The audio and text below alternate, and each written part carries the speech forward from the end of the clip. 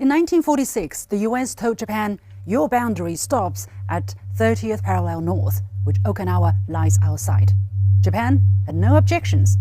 But 5 years later, things changed.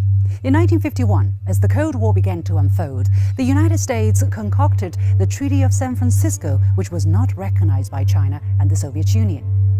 This so-called treaty placed the Ryukyu Islands under the United Nations trusteeship and made the US the sole administering authority. Bear in mind, the US had no legal right to do this. As the Cold War heated up, Ryukyu quickly took on strategic importance for both the US and Japan. During the next 20 years, the prefecture would serve as an important knot in what's known as the First Island Chain, a string of US military bases off China's east coast. Then, in 1971, after 27 years of illegal rule, the US made another illegitimate move. It transferred to Japan full responsibility and authority for the exercise of all and any powers of administration, legislation, and jurisdiction over the territory and its inhabitants. The US was careful to only list administrative, legislative, and judicial authority, not sovereignty.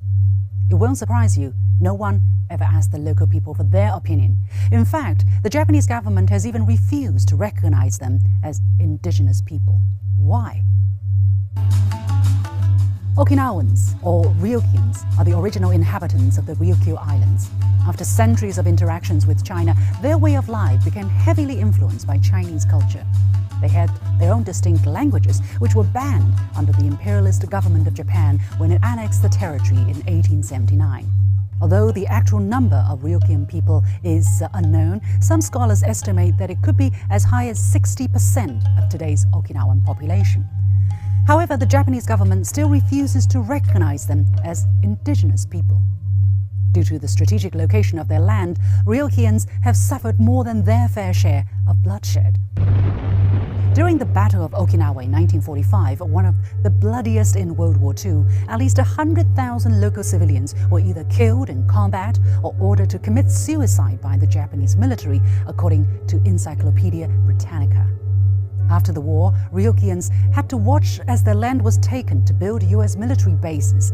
Home to the largest US military presence in the region, the island hosts some 70% of US military bases and half of US military personnel stationed across Japan. In recent years, the deployment of Japan's self-defense forces to Okinawa has also expanded rapidly, further intensifying the discriminatory situation, according to local human rights groups. Crimes against women and girls, noise pollution, contaminated drinking water, and higher levels of poverty are just some of the problems suffered by the local people. For decades, Ryukyans have been fighting for their voices to be heard. The United Nations has also urged the Japanese government to take appropriate action to protect their rights. In October 2025, China's Deputy Permanent Representative Sun Lei called on Japan to improve the social status of women and eliminate discrimination against Okinawans and other indigenous peoples. A chain of islands in the Pacific Ocean, annexed by Japan, turned into a huge military base with its indigenous people forced to endure deep-rooted discrimination. This, unfortunately, is the true story of the forgotten people of Ryukyu.